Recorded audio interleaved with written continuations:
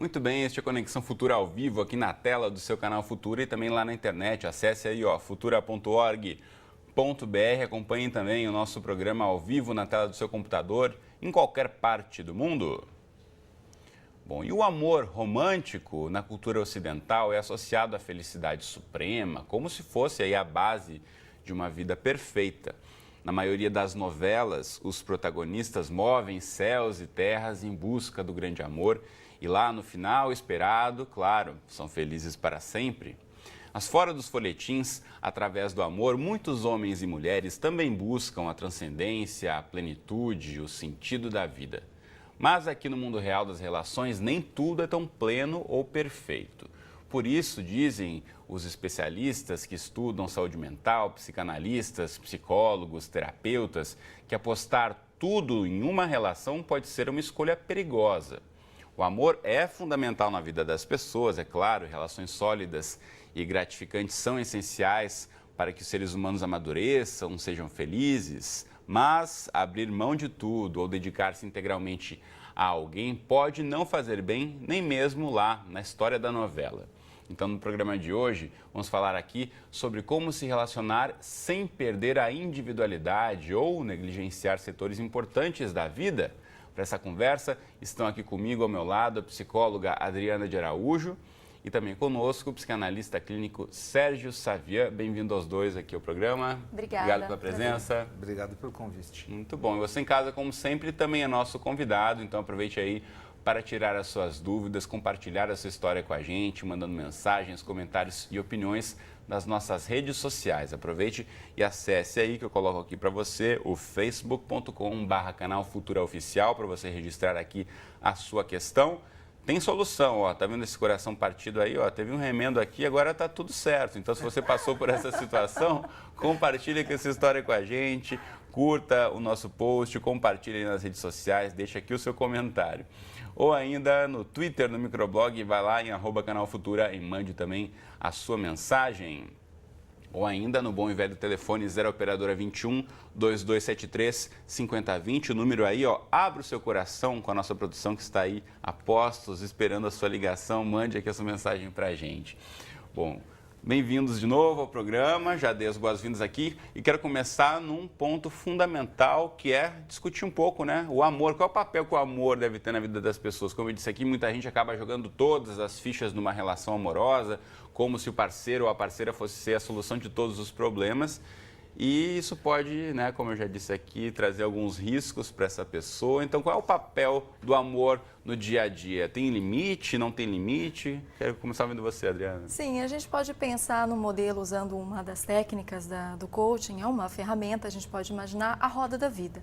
Então, com a roda da vida, a gente pode imaginar como se fosse uma pizza dividida em 8 pedaços e a gente pode colocar o amor em uma dessas fatias e não necessariamente como a pizza inteira. Uma pizza de amor, né? Você vai ter uma indigestão, né? Então, a gente tem que também lembrar do trabalho, seja da administração do dinheiro, das relações com os amigos, com a família, a própria saúde física, mental. Então, essa roda a gente pode dividir em alguns aspectos e pensar que o amor é uma delas. Então, obviamente, ele tem uma importância, mas as outras coisas da vida também devem ter uma atenção. Claro que em alguns momentos você pode comer 2 fatias de uma Sim, coisa, de você outra, mas depois, pode- no balanço Sim. geral é bom ter isso bem dividido. Sim, e além dessa divisão, a gente pode pensar na questão dos valores. Então, claro, você pode ter um valor onde algo é mais importante para você. Então, alguém pode dar valor à família, ou à relação, ou mais ao trabalho, ou mais ao dinheiro, mas sempre buscando um mínimo desse equilíbrio. Porque tudo que você coloca uma intenção muito maior, alguma coisa vai faltar, porque não tem como equilibrar se está desequilibrado, né? Eu digo, se tem uma atenção para um lado,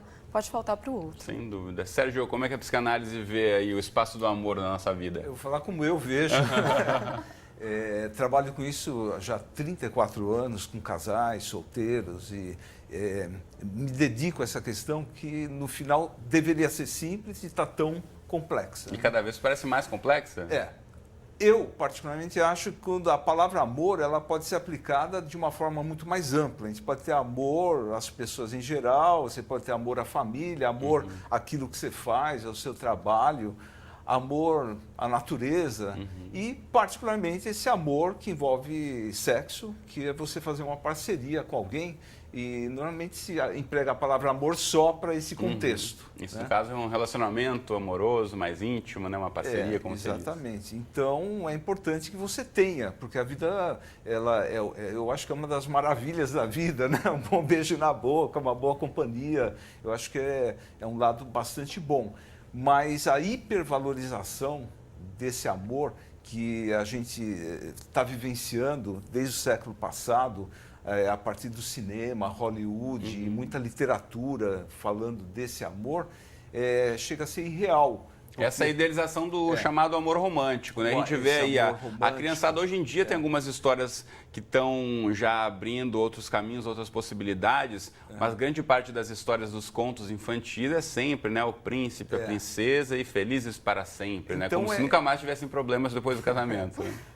E na verdade esse amor romântico tão divulgado em músicas sertanejas e nas novelas, e esse amor, ele na verdade se cria uma responsabilidade muito grande. Assim, as letras, assim, você é tudo para mim, eu não vivo sem você, é como se o outro fosse uma tomada que você se liga para poder viver. Então, sem isso, você não teria vida. E quando a gente vai trabalhando as pessoas no consultório, você vê que a coisa é mais ou menos o contrário. Você busca uma vida em si, uma vida plena, uma vida satisfatória, e daí é mais fácil você encontrar alguém para fazer uma parceria e caminhar junto, uma vez que você tem uma vida, como a nossa amiga estava dizendo, mais distribuída, você está realizado em vários setores. Então, estar junto com alguém é um plus, mas também você poder caminhar por si mesmo que não esteja com alguém, e feliz, também eu acho que é uma tarefa para todo ser humano. E não depositar uma expectativa só na outra pessoa, que ela tem que cumprir essa expectativa e tal. Às vezes fala assim, o que você quer da vida? Eu falo, eu quero ele, eu quero ela. Eu falo, não vale, porque é um objetivo muito móvel. Eu acho que a gente tem que ter um querer mais amplo que isso, e a outra pessoa faz parte. Fazer com que o objetivo central da vida seja o casamento, seja um relacionamento romântico, não costuma dar em boa coisa. O ideal Agora, é que esse centro seja em si próprio. Isso que eu ia perguntar para você, porque muitas vezes tem não só a idealização da própria pessoa, como uma pressão muito grande. A gente falava aqui sobre como são criadas as crianças aí vendo essas histórias, mas mesmo os adultos também, ver o filme, né, comédia romântica, ou mesmo a novela, ou os livros, seja lá a história que for, sempre tem, né, essa idealização do amor, e dentro dessa pizza e da divisão dos compartimentos da vida, muitas vezes parece que a parte ali da relação amorosa, do casamento, como se suprisse tudo, exatamente, como se fosse o principal objetivo e os outros não tivessem tanto valor. E aí, como a pessoa pode tentar balancear um pouco, se ela hoje em dia já coloca mais peso de um lado do que no outro, ela começar a olhar para dentro e tentar rever isso? Uma das primeiras coisas que eu costumo orientar é realmente a questão do primeiro passo, a observação. Observar e ver o que está sendo feito. Então, a ideia, como eu comentei, dessa pizza é uma forma de você ter um primeiro passo. Ali não é a finalização, é você olhar e ver o que eu estou dando importância. Eu estou dando muita importância a esse relacionamento, eu até não estou dando importância ao outro que me cobra a importância, ou seja, não sei em que ponto se nessa pizza, você talvez, está. O que eu estou colocando meu tempo aqui, eu estou dividindo, não falta alguma coisa, eu posso acrescentar algum outro compartimento, alguma outra coisa que eu deva me dedicar? Eu costumo dizer o seguinte, no consultório eu falo que a gente tem essa mudança que é interna, onde a gente tem uma atitude diferente sobre a vida.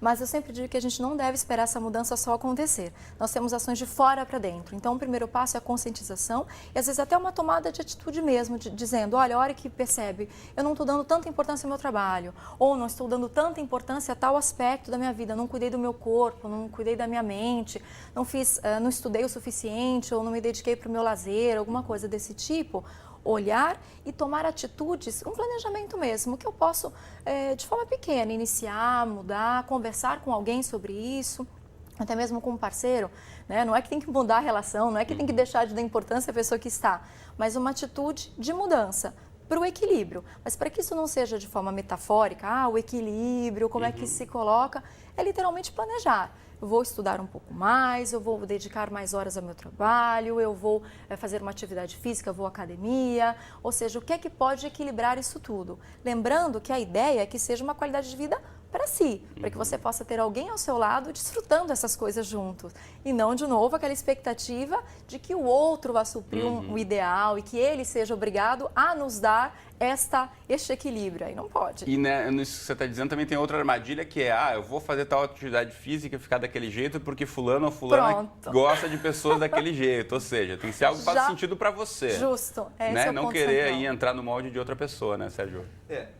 Até agora a gente falou de um aspecto quantitativo, que é quanto tempo a gente se dedica a uma relação. Queria falar um pouco sobre a qualidade das relações. Porque também você fala assim, eu casei, eu tenho filho, mas você casa e fica lendo jornal ou fica vendo tá jogo de fora, olha, bom, aquele lá casou, teve filho, tá com a vida ganha, né? Parece, para muita gente ainda tem essa impressão, né, que o casamento é o grande objetivo da vida. No meu consultório eu estou cansado de receber pessoas que estão casadas, são pessoas bonitas, bem-sucedidas, mas que não têm habilidade de ter uma qualidade de relação, que trazem modelos das suas próprias famílias e muitas vezes modelos muito competitivos. Então, homens e mulheres competindo por poder dentro da relação. Né?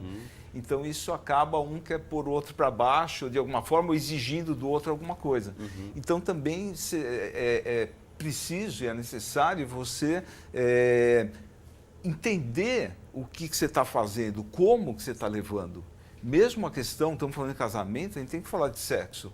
E muitas vezes existem disfunções sexuais e você, às vezes, são péssimos orgasmos, entende? Ou incompatibilidades, né, entre os parceiros. Então, um rapaz, por exemplo, que está com uma ejaculação precoce e deixa a sua companheira na mão na hora do orgasmo, então ele está extremamente egoísta, ansioso, ele precisa se tratar.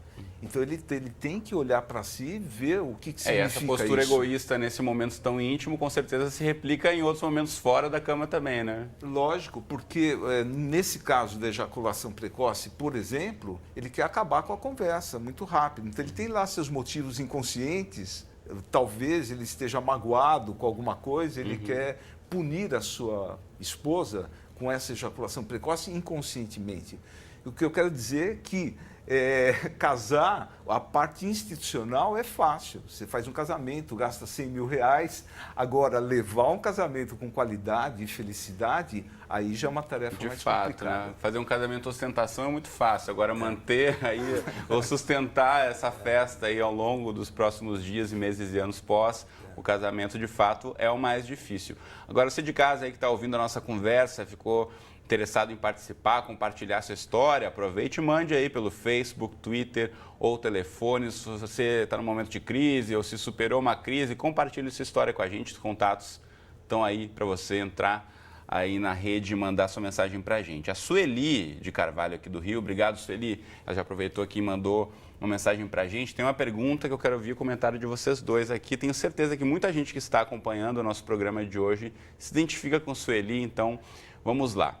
Ela diz o seguinte, que tem um relacionamento há 17 anos e já viu que não é o ideal para a vida dela, mas ela não consegue terminar.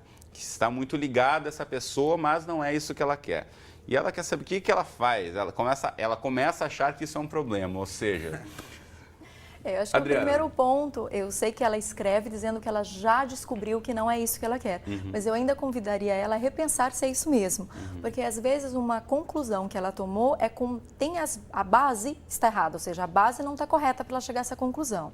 Então, voltando ao gancho do que o Sérgio disse a respeito da questão da repetição de padrão, eu não sei qual a história que ela teve de vida com os pais, mas pode ser inclusive uma repetição, ou seja, de repente esses pais também ficaram casados por esse período, não se sabe, não estou afirmando, mas deixando aqui para pensar, por 17 anos, onde depois ela vê a separação e ela questiona, bom, será que talvez eu não deveria seguir o modelo dos meus pais? Isso tudo é de forma inconsciente. Mas, ou ao contrário, de repente pais que permaneceram casados por muitos anos, onde ela não achou que aquele modelo era o ideal, ela diz, bom, agora é minha hora de resolver essa situação. Então agora eu tenho que fazer melhor do que eles fizeram, eu preciso honrar o que eu vi de errado para que eu corrija essa relação que não foi saudável do que eu percebi. Então eu convido para que ela olhe um pouco mais a vida dela, para que ela tenha oportunidade de pensar um pouco, inclusive do que ela recebeu. Eu sei que essas coisas são mais fáceis quando a gente diz este olhar, né, do psicólogo, psicólogo, que a gente tem uma neutralidade para olhar, mas ainda assim, a pessoa que não tem técnica, ela é capaz de observar e olhar a história dela. O que ela viveu? O que ela aprendeu dos pais? O que ela recebeu, seja pais, seja avós, seja as pessoas próximas da família? O que ela ouviu? Que história ela recebeu? Para que ela questione, esta minha decisão é neutra? Ou, novamente, é uma tentativa de fazer igual ou de fazer o oposto? Não quero de jeito nenhum essa vida para mim, eu preciso mudar daqui para frente, não posso fazer nada nem parecido. Então, a minha dica é, olhe um pouco para trás para que você tome uma decisão livre para o teu futuro. Nesse momento, me vem à cabeça, enquanto você falava, Adriana, de o bom e velho caderninho, colocar lá os prós e os contras, né? Antes de tomar uma decisão importante. Tomar uma decisão. Isso é fundamental. Sérgio? E é básico, olhar para si, quer dizer, você ter o autoconhecimento. Você que acompanha muitos casais e pessoas dentro do consultório, essa é uma dificuldade muito grande, eu imagino. A maior dificuldade é olhar para si mesmo. Exatamente. É mais fácil olhar para o outro, você vê o defeito no outro, mas é difícil olhar para a própria sombra. Então é um conceito, inclusive, junguiano, da sombra, que todos nós temos um lado que a gente evita olhar, que é a perna que eu manco. Né? Então, quando as pessoas vêm para a terapia, eu as convido a olhar para si mesma e falar assim, o que você está fazendo? Porque é fácil você falar assim, a minha mulher me abandonou. Mas fala assim, mas o quão chato você ficou esse tempo todo para ela ter chego nesse ponto. Então, tudo está no autoconhecimento e assim, como você se manter vital, você, antes de mais nada. A palavra amor próprio não é tão feia assim, é a base de tudo. Você ter um cuidado consigo mesmo, né? Porque tem pessoas que, porque estão casadas, não se preocupam, não cuidam da saúde, elas individualmente não são felizes. Ou seja, já casei, não preciso mais me cuidar, Então, não preciso mais você quer fazer um receber exercício, o amor nem da outra ler, nem pessoa, estudar. Mas ninguém dá. Então vira um monte de mendigos, assim, querendo receber amor do outro, e na verdade, fala, o que você tem para dar? Você está dizendo que, na verdade, as pessoas têm que se manter aí interessadas, interessantes, né, para que o outro continue se reapaixonando por ele constantemente. Ter uma vida interessante, eu comigo mesmo, falar assim, pô, yes, a vida é boa, tá legal, daí eu chego, eu sou uma pessoa que eu tenho o que oferecer. Basicamente é isso. É mais fácil reclamar dos outros. Agora, uma questão importante, a gente falava aqui antes de começar o programa, como as redes sociais, esse mundo aí que a gente viaja muito mais, tem facilitado, né, de certa forma, movimentações, as relações são parte disso também. É uma questão, muitas vezes, do sacrifício quando um parceiro, enfim, já estão casados e aí um abre mão de tudo pelo outro, ou seja, numa viagem, vai mudar de lugar, de país, de cidade, pede demissão do seu trabalho para acompanhar o companheiro. Isso a gente tem acompanhado cada vez mais casos, né, de histórias como essas. Isso não é aplicável a todo caso, ou seria? O que tem que ser pensado e colocado nessa balança aí antes de tomar essa decisão, Adriana? A respeito de decisão mesmo, tem algumas coisas que são bem válidas. Quando você citou a questão do caderno, dos prós e contras, eu também costumo dizer que a gente pode fazer uma leitura das partes que estão em conflito. Ou seja, se tem uma decisão, é porque tem pelo menos duas opções, algum caminho a ser seguido. Se tiver um só, você segue tudo ali, não tenha dúvida. Então, qual é a parte que quer alguma coisa, qual é a parte que não quer? Entender quais são os ganhos dessa parte e quais são os ganhos dessa parte também. Não é só o pró e o contra, né? Mas você deve seguir essa linha do que tem e também a interação disso. Uma vez entendido o que se ganha aqui e o que se ganha aqui, e que nem sempre dá para ser as duas coisas, o que dá para a gente equilibrar, o que dá para negociar, o que eu posso abrir mão disso daqui, se eu decido por aqui, ou vice-versa. Essa negociação é mais uma coisa interna, de que caminho se toma quando se entende quais são os valores pessoais, qual a importância que se está dando. Então, se tem uma parte aqui que não quer seguir o companheiro, ou tem uma parte que quer, por exemplo, ou tem um lado seguindo, ou tem o outro que não. Enfim, o que se tem de ganho, né? O que se tem, qual é a vontade, o que se quer. Então, essa é uma boa negociação, um bom exercício para ser feito. Pode usar o caderninho que você citou. Muito bom. Levando em consideração também, se você casa com alguém, você pressupõe que tem algumas coisas em comuns que você gosta de fazer, né? Então, também se tiver muitas diferenças, aí você praticamente inviabiliza o casamento. Se um quer ir para um lado, outro quer ir para o outro o tempo todo, inviabiliza. Também tem alguns casamentos que sempre prevalece a opinião de um em detrimento da opinião do outro. Muitas vezes reproduzindo alguma coisa das famílias originais, né? Verdadeiros casamentos sadomasoquistas, que um realmente se impõe, comanda, domina e o outro fica de capacho. Em relação a isso, eu queria engatar uma outra pergunta, pensando aqui no que a Sueli falou para a gente, que ela, enfim, tomou a decisão, está vendo e tal, que essa questão, muitas vezes não há um diálogo entre, ok, estamos com um problema, vamos conversar sobre um problema, tipo, não tá bom para mim, vamos acabar. Passa um pouco por aí, poder ver a relação de fora. Exato. Né? Todo time, você tem um coach, né? Você tem um treinador que ele vê de fora. Fala, você está correndo muito, não está passando a bola. Né? E muitas vezes o casal ele não tem essa observação da relação. E a relação é como se fosse uma entidade à parte. Você tem que cuidar da relação em si. Então tem o meu interesse, tem o interesse da outra pessoa, mas você tem que olhar para a relação mais ou menos de fora. Você tem que ter essa capacidade. Quando a Adriana falou sobre a neutralidade do psicólogo, do psicanalista, é porque ele está vendo de fora. Então a gente consegue ver o desequilíbrio. Está pendendo mais para cá do que para lá. Só um fala, o outro... Às vezes você recebe quem tá no casal meio ali, que muitas vezes não consegue perceber, né? Quem é uma das partes, ou mesmo se é um parente, ou se é um filho, enfim, quando está muito próximo, muitas vezes você não tem essa isenção, você não consegue nem se desligar, né? É fundamental ter um tempo que você pare para, eu acho isso bastante saudável, pelo menos uma vez por semana, o casal sair para jantar e falar aí o que está bem, o que não está bem, ter essa observação.